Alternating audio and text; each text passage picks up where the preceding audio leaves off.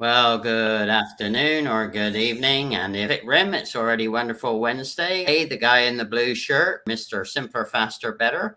And a little story, we went down just before going live. So Jacob's been very patient here, and Mr. Simpler, Faster, Better couldn't figure it out. So new setup in 2 minutes, right, Jacob? So Yeah, anyway, yeah, I've talked with Jacob a couple of months ago, and he's an amazing young man. So why don't you tell us a little bit about yourself and where you're from, and then we'll do our little live about fitness with professionals and the importance of all that, Jacob. yeah, absolutely. So my name is Jacob Leswing, and I am the owner and CEO of Optimal Fitness Training. This officially started in January of 2020, and I was more of an in-person trainer due to COVID and everything. And I noticed how sad people were getting, how unhealthy everybody was getting. I realized that I could really take this online. So we've basically transitioned fully online training. We have two coaches, actually three coaches, including myself, where we train a very wide variety of people, but we mostly focus on busy professionals who are looking to gain confidence, lose fat, build muscle, and honestly just become healthier in their skin. Right. So I was looking at your profile earlier before I had technical issues, and you got some really great before and after pictures there. So obviously, I realize client confidentiality is key, but I did notice that you seem to like to focus with certain segments of the industries. So tell us a little bit about how you pick the industries or the people that you want to work with, and what's the process that you go through to select the right people to work with? Yeah, that's a good question. So the niche that we're currently in, it's almost like kind of a broad demographic because it is certain busy professionals, but Uh-huh. majority of people that we have a lot of real estate agents, we have a lot of nurses, and we have a lot of actually new attorneys. And the reason that I decided to go into that demographic, and it's a lot of women that we have. We also have men, but majority of them are women. The reason that Hmm. I chose to kind of niche down within that target is because I know for myself that if I take care of my mental health, if I take care of my physical health, I know for a fact that my business is going to thrive. And oftentimes, these people who run these businesses, they get so lost in working endless hours, taking care of their kids, eating whatever they could see as soon as they get into to the kitchen or they go out and grab fast food.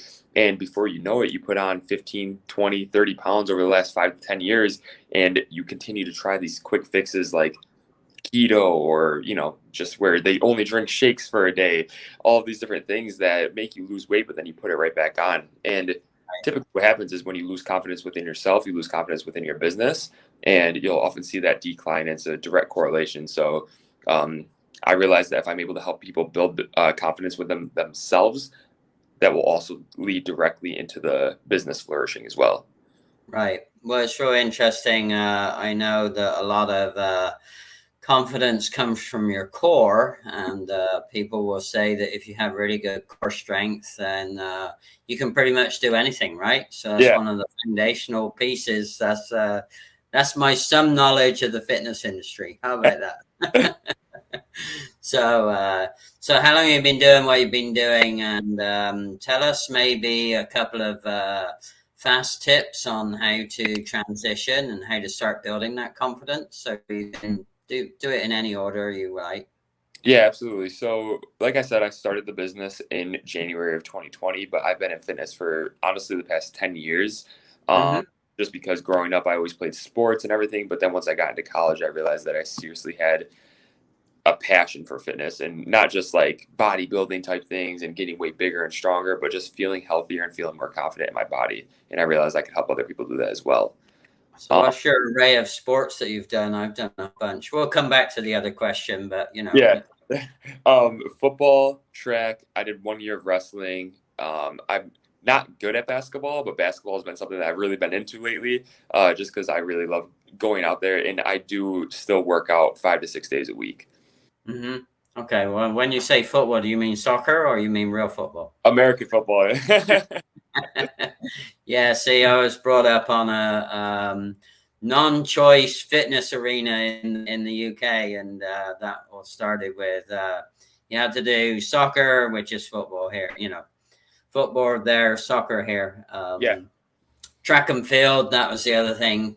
And they used to, for punishment, they used to send you on a long distance run when you were, not performing the way that you should have done, at least in the class. And that was brutal. I was always seeing to run, 5-6 miles cross country dirt tracks. And it was, I wasn't such a good student, but I was pretty mean and lean in my time. And then I played soccer as a goalkeeper for a while, and then somebody kicked me in the thumb and bust my thumb. So then I went on the field, and then I played field for several years until somebody cracked me real good on the tibia and broke my tibia in half. So that was so yeah, I've been there, done a lot of things. Now I'm just a watcher. I love IndyCar, so completely different.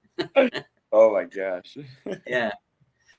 Yeah, so you said you've been doing that for 10 years. Well, number one, you don't look like old enough to have been doing it for 10 years. So you're obviously doing something right. So tell us a little bit about maybe your non-physical activity to help build that confidence, and maybe the choices in menu, or, some of the things that you do. So some good things to do and some not so good things to do.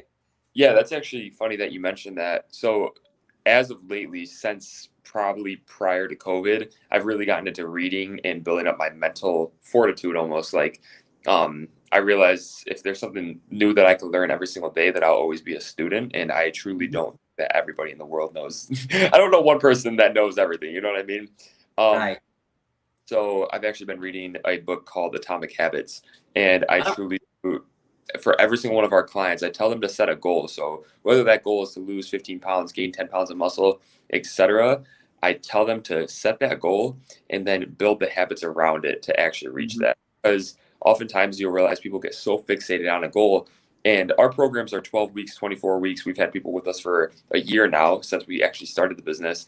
And oftentimes people will come in and have this really crazy goal that they want to reach within 12 weeks. I'm like, okay, if you don't reach that in 12 weeks, but you build all of the habits that you know for a fact, if you do them for 24 weeks, 36 weeks, then you'll be happy, you'll be healthy, you'll be confident. And some habits that I actually want to mention include, I actually wrote these down. So first one's going to be creating a schedule for training. So whether you want 2, 3, 4 times a week, whatever you want to do, make that a non-negotiable so you don't miss any training sessions throughout the week.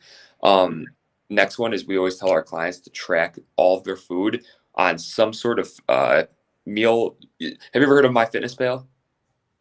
I have not. So yeah, share your knowledge, my friend. So I actually do have a video of this. So exactly how to use it. So if anybody watching wants that, I can definitely send it over.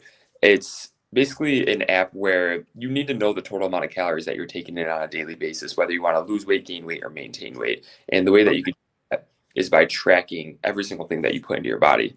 And it might seem a little tedious at first, but once it becomes a habit, like I said, on a daily basis, it's almost like, oh my gosh, I kind of enjoy doing this because I know if I'm making progress or not. And simply all you have to do is say we had a granola bar with a barcode on the back. You just got to take your phone, scan the barcode, and it'll show you exactly how many calories are in there. Okay. Oh, cool. Yeah. All right. So when would you say is the best time to work out? Awesome. I don't know who LinkedIn user is, but welcome. Maybe you can see because of my connectivity. I can't. Here. It says LinkedIn user. Okay. All right. Well, yeah. I know. So yeah, it's a great question. So when would you say is the best time to work out? So, I mean, this is gonna be honestly dependent upon the person. As I said, we deal with a ton of busy professionals. So I'm talking people who have 3 kids, run a very successful real estate business, have investments. Like, it literally seems like they have no time in the world to do anything. Like, they have to time block when they take a shower. So what I say, which is our number one step right here, is to schedule your workouts into your week prior to anything. So if you see on Monday you have appointments from 7 a.m. to 7 p.m. and you know there's no way you're going to go, then make it for 6 a.m. Make it so you easily go in and make it so it's already in your schedule. So that way if you don't do it, you know that you're kind of testing your loyalty to yourself, testing your dedication, testing your hard work. And if you do it, you're going to feel extremely satisfied with yourself because you know for a fact you said, I'm going to do this, and you actually did it. Right. That's awesome advice, because I think the pattern there is, you know, the promise to yourself. And it's interesting. I caught a quick video clip of Elise Craft, and she was out walking on hills today, and she made a promise to herself that was the promise to herself. She was doing a house sitting job with her daughter, and she decided to change it up. And it was really interesting that you mentioned the very same thing. And Elise is very, very able, very sharp, great entrepreneur, great self-discipline. So Yeah. you kind of, yeah, to me, it's the self-discipline. I mean, it's people think I'm crazy, but I have my week thing. See? Oh, yeah. Actually, and the reason I put it on a piece of paper, well, certainly in the last couple of weeks, I don't really know where I'm going to be at any point in time, and and it doesn't need power, and it doesn't need internet. So to me, it's you know, my no excuse way of still writing down my commitments and also my accomplishments. And then, I totally agree. Yeah. That's amazing. Sure. And then actually, can I do, let me do a little self-plug. You can tell I'm super unorganized, which drives me absolutely insane. So I just did through Amazon, the Kindle Direct Publishing. This is actually a guy-centric kind of journal. There aren't too many journals, and it's called the Fix-It Journal, using, you know, simpler, faster, better steps and time and money. So pick a number between 1 and 26. It's for, so we'll see what you make of this in your, pick a number between 1 and 26. 17. 17. Oh, that's a good one. So it's laid out that there's 26 fast tips for the year. So I'll show you. So there's 2 weeks of, and what you've got here is you got the fast tip on the top, and then you've got the, you know, my 7 wins.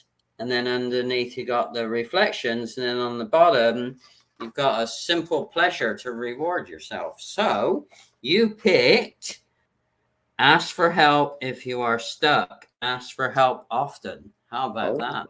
Okay. That is a good one, right? Yeah. And your reward would be pour a bottle of water over your head. So that's perfect for you. Pour a bottle of water? Yeah, well, simple. Oh, so I came up with a list of 52 simple pleasures when I was broken that didn't cost any money. So, and it was just kind of, and then the second week that you do this activity, you asking for help and asking often is, oh, do not look at the clock or keep track of time for a day. So that's kind of like the more chill out day where, you know, as you said, a busy professional gets burned out real quick. So that's kind of a great way to chill out. You know, get rid of your watch. Don't carry maybe a timing device around with you, and just see how the day goes. Right? I would die if I was back to the time. Oh my gosh. Hey, well, at least you picked fast tip number 17. So so the cool thing about this, it's a little handheld thing. You know, it's very guy centric. I'm into IndyCar racing, so you can see that I do my, you know, IndyCar pictures on the back. Yeah, that's awesome. Yeah, so it's called the Fix-It Journal. So if you have any people that are really struggling in structuring their self-discipline, Jacob, then yeah, it might be a cool little collaboration that we could do together. You could you know, you could partner up with me and give them the Fix-It Journal. Yeah, absolutely. See, I told you I'd surprise you and throw some things at you. Hey, I just go with a conversation. I used to be super scripted doing my lives. Now I just wing it. Well, as you saw with the technology, you got no choice, right? I know. Listen, it's what I do on a daily basis. Yeah, wing it. Yes. Yeah, and then the other interesting thing I would say about scheduling, and I think this is probably in line with what you're saying.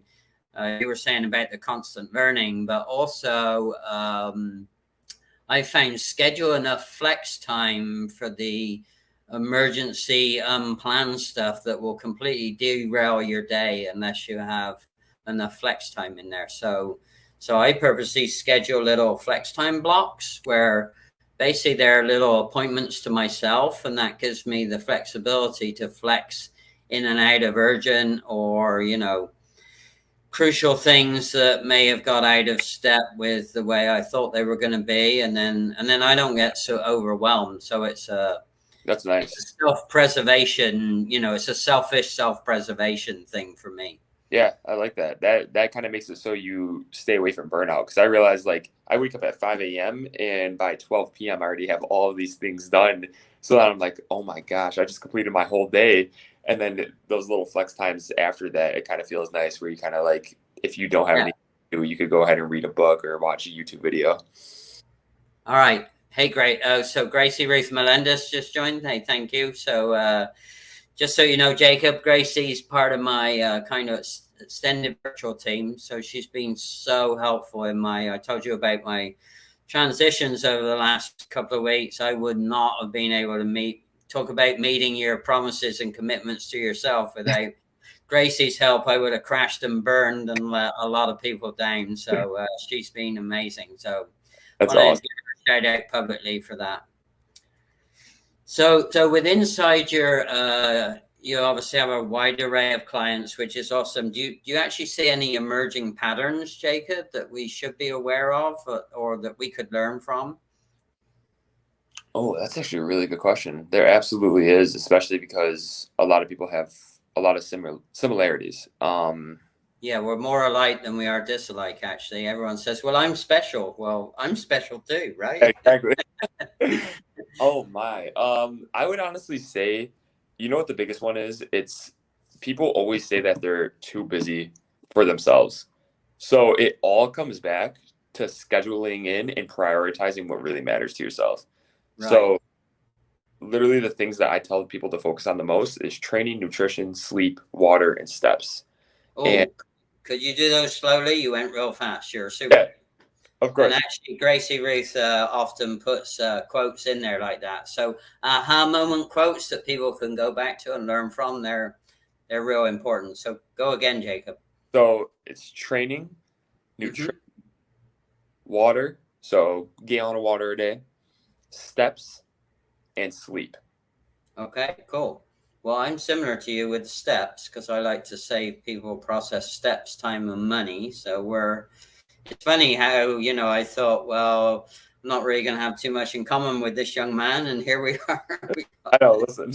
So many things in common, like the constant learning and, yeah. So training, nutrition, water. Water, steps, and sleep. Yep. Okay.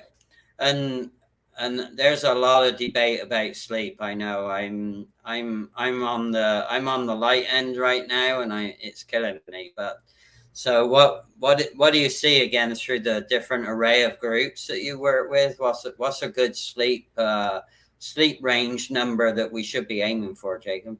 So what we see in our busy professionals is they're getting anywhere from 4 to 6 hours, which is absolutely not enough.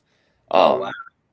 I honestly think so. The reason I said those 5 different steps is because all of those go together. And if you could check off all of those boxes, and it doesn't have to be right away, Right. like it's a 12-week program, but as I said, we're kind of just building the foundation for those first 12 weeks. So if you're able to get your training, nutrition, and water, and then in the next 12 weeks, we could work on getting your steps and sleep down, that's a huge win. Yeah. But oftentimes we'll see people sleeping 4 hours, 5 hours, 6 hours because it's called, I forget what it's called, but when people are super busy throughout the day, they take that time at the end of the night for themselves. So they'll turn on Netflix and they'll binge watch a show for 3 to 4 hours. And then before they know it, it's 2 a.m. and then they got to wake up at 5. And they get into the nasty, vicious cycle, and everything comes from sleep. So if you wake up the next day and you were poorly recovered, you didn't get any recovery from your previous workout, you weren't able to digest your food properly, you didn't produce any of the hormones that you need to produce in order to recover properly for a better workout the next day, you're going to increase your risk of injury. All of these horrible, horrible things that lead just from coming from poor sleep. So what my clients have seen the most success with is getting into a sleep schedule where they know for a fact they're going to be in bed by 10, like say 9 or 10 p.m. and they're going to Right. wake up at 6. That's going to give them 7 to 9 hours of sleep. And Mhm. as long as they could shut their phone off, not turn the Netflix show on, um, just shut their eyes, maybe do a little meditation right before bed, do some rolling out, some stretching, just relax from the day, I can guarantee you they feel so much better. The scale and the weight starts to go down. They start to bloat less, they recover better, they train better, so many of these other things. So I'm curious, you mentioned the first three steps, which is training, nutrition, water, but it seems like the longer term better impact is working on your sleep. So have you tried changing that up where you might introduce that first, or is that just a given based on where the person's at that comes to you like for help? So what we do actually is we implement all 5. Oh, okay. But what makes it very, very hard for people to adhere to a specific program is if they get very overwhelmed. So if you Right. tell them they need to train a certain amount of times per week and they need to work on their nutrition and then they need to drink a gallon of water and you're pointing them into all these different directions, they get very overwhelmed and they end up doing none of them. So Sure. we work on what they're able to work on first, and then we slowly implement these other variables that will overall make like a recipe for success, basically. Right. Yeah, I use the term and I drive people crazy with it, like less is more. And I wasn't a real good student of less is more sometimes until the last couple of weeks. I've had no choice. So I'm Exactly. down to a car full of possessions and currently renting an Airbnb. So talk about a recovery program in action, right? So, Yeah. but it's kind of cool because I teach people and show people how to, clean up their own processes, and it doesn't matter what the process is. So, talk about a massive process cleanup. I went from a, normal, regular life in a house in 9 days, talk about, down to where I am now. So, Crazy. massive process cleanup. And now I'm based in Tempe, Arizona for right now. So, yeah. Big change from Southern California. It's way less crazy here than it is in Southern California. So, Oh my gosh, imagine. I really want to visit now. yeah, I would say it's a great place to visit, and I think if you're a diehard Californian, that's okay too. But it's amazingly refreshing when you leave and go to other states just for a while, and it's like, oh my goodness, I didn't realize, because we get hyped into the California way, and Yep. before you know it, it's back to those patterns, right? We get taught patterns externally that we don't realize we're being taught, and then Yep. before we know it, we get sucked into somebody else's or some other routine that is not really our routine, right? That Exactly. behavioral thing happens pretty quickly. So Yeah. until we want to do it on ourselves, the toughest thing is working on ourselves, right? I know. I always say once you become your own client, you realize that you're the worst client. That is you know what, that's a better way to put it. I say to people, you gotta be the product to your own process, but Yeah.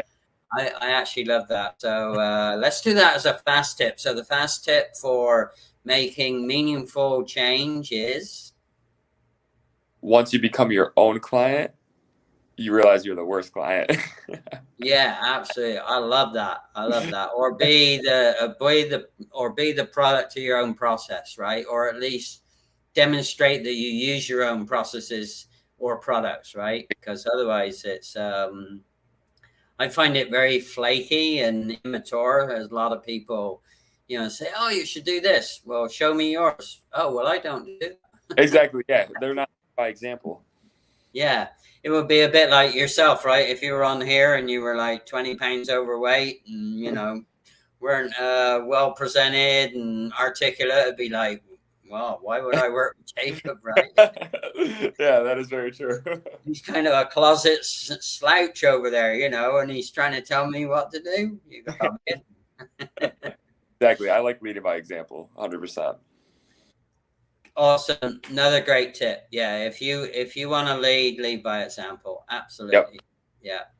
And it's funny how people, those things have been around for centuries, right? Great you can go back in history and look at all the great leaders, and they you know, they put the boots on or put the gloves on or whatever, you know, the uniform on. They led by example. And yeah, it drives me nuts when I see leaders that are virtuosity. You know, they're virtually capable, but they don't do any of it themselves. You know, so they're like, virtuosity. What do you mean? Yep. Oh, I have to do that? Oh, really? Yeah. Well, you're asking me to do it. Oh, no, I don't do that. Yeah. You've had that dialogue before, I'm sure, right? Oh yeah, 100%. Yeah. All right. So time for a little shameless plug. You talked about your program and how people might want to get a hold of you. And thanks for putting in the notes. Oh, by the way, Jacob, you can go back. I'll make sure you have the link to both the raw video and the live stream here. And people can go back and put in comments as #replay, or you can add commentary after we're done. So any links or any guidance you add here in the comments, you can do that after. Feel free. Okay, absolutely. I appreciate that. Yeah. So what do you have coming up that people might be interested in taking a look at? So if I had to, let's see, if I had to tell somebody honestly where to find out the most about me, you could either find me on Facebook or Instagram. LinkedIn is more just, that's kind of where I go to connect with more busy professionals, but it's kind of share my entire life as I do on Instagram and Facebook. So if you want to follow me on Instagram, it's at @𝒐𝒓 and so just my full name. And then on Facebook, it's 𝒐𝒓1. Jacob, that's number one, of course. Yeah, number one. I don't know why it gave me that, but I can't change it. So and then my website is 𝒐𝒓𝒒.com. Yeah, well, that's under your name, right? Yep. Again, I'm too far back. I'm normally my other camera. I can actually read what I'm just winging it, really winging it today. I can't even see what people are saying. That's what it's all about. Oh man, tell me. But hey, you're I think you're you're number 97 since I was granted the ability to be a host, and I wouldn't be a very good host if I didn't actually thank PowerKnot. PowerKnot actually is a company that I'm starting to work alongside, and PowerKnot have some very interesting machinery that chew up food waste that is currently going into the landfill, which is having a huge methane gas reduction on our planet. So you know, I don't normally give shout outs to environmentally friendly things because they get controversial with people, and I'm controversial enough without giving them a lot of excuses, right? So yeah, this live stream is actually got their logo on it, PowerKnot, and Cecilia Wong, who is a meaningful connection here on LinkedIn. We've been collaborating a little bit, and yeah, they're doing some interesting stuff. So they were going to be doing trade shows, but Florida just pulled the plug on trade shows again for some reason. I don't know what's happening down there. You know, they're all about freedom of this and freedom of that, and now they pulled the plug on some international trade shows that the PowerKnot organization were going to be in and sponsoring, I believe, next month. So it's like dual standards. I don't get it. I just. It is crazy, right? Just I don't know what happened to people just do the right thing right?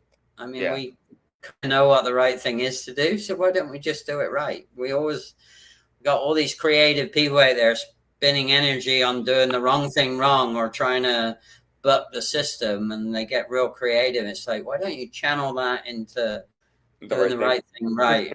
The right thing, we'd be way further along, right? Yeah. Crazy. All right. Well, awesome. So it's almost bedtime for you, right? Yeah, absolutely. I got to wake up early. You're on the East Coast. All right. Well, keep posting.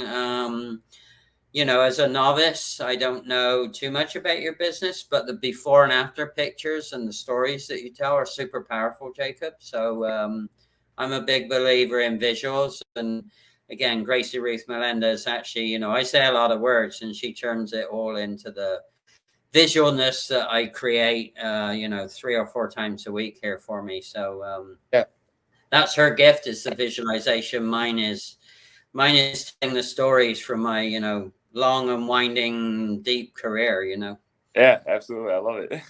No, I thought it was going to get easier, but for some reason it's gotten complicated again in the short term. That's what makes it fun, though. I don't have a short definition of fun, but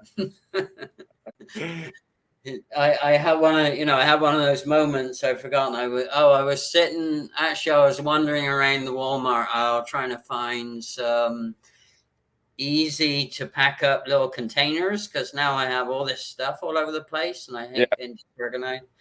And I'm looking at all these collapsible containers. I'm standing there and I'm thinking, what am I doing here? It's like deja vu. It's deja vu, because I remember standing in a similar store in August of 1994, like the first month I moved to the USA, and I'm standing there and I'm thinking, I don't even know what I'm going to try and buy, because nothing makes any sense here. So it was like a 27-year full circle loop back to deja vu. And I'm thinking, oh my Lord, I'm buying collapsible containers again to organize all my stuff. But, oh my gosh. Yeah. But they have some great collapsible containers. They're amazing. They literally pack up flat pack. So if you, it's amazing what you find and can learn when you have to be a minimalist. So yeah, I agree. I fully agree. Yeah, they're cool. They come out in these little cubes and you can put all sorts of stuff in them and pack them up again into a little, little flat pack like that. That is awesome. Yeah. All right, man. Well, good luck to you out there. Stay in touch. And if you want any of the Fix It journals, then let me know. I don't handle it. It goes straight to Kindle Direct Publishing, and Amazon do the distribution. Talk about simpler, faster, better method of distributing stuff. I don't touch it at all. It's awesome. Oh, yeah, that is amazing. Yeah. So if you're ever, if you ever want to do any booklets or guides or anything, I would highly recommend you look at that. And I'd be more than happy to put you in touch with the people that help me. It's really fast and really low cost. I was amazed at Wow. The Kindle Direct Publishing with the Amazon distribution is a mega powerful tool. I never realized how powerful it was. Okay. All right. Absolutely. I'll definitely be in touch. All right. Cool. Thanks, man. Right. Let me see if I can disconnect. Thanks. Just hang for a minute. Thanks, Gracie, and everybody else that joined us. And again, if you have questions for Jacob afterwards, you can DM him, find him on Instagram, Facebook, or you can put your comment here as #replay. Thanks. Take care. Bye.